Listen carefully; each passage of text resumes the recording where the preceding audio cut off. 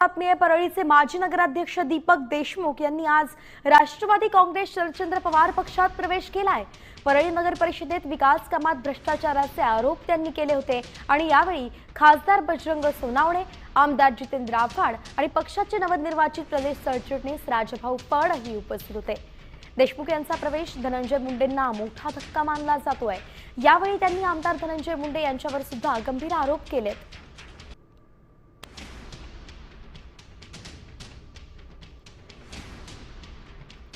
तर बजरंग सोनावणेंनी धनंजय मुंडेंचे नाव न घेताच त्यांना टोला लगावलेला आहे।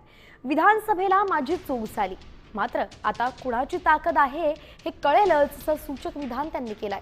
तर दिवा विजताना मोठा होऊन विजतो असा खोचक टोलाही त्यांनी लगावलाय।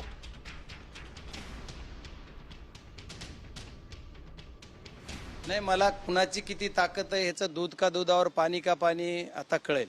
कारण जी ती परिस्थिती असती, ज्यावेळेस जी झालं ते झालं, त्याच्यात विधानसभेच्या वेळेची काही जबाबदारी माझी पण आहे की जिथं माझी चुकच झाली असं मी समजेल।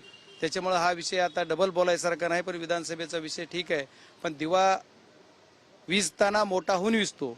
त्याच्यामुळे ही जी त्यांचा झालेला एवढा मोठा विजय तुम्हाला दिसतोय ते तुम्हाला आता कळेल की काय होणार।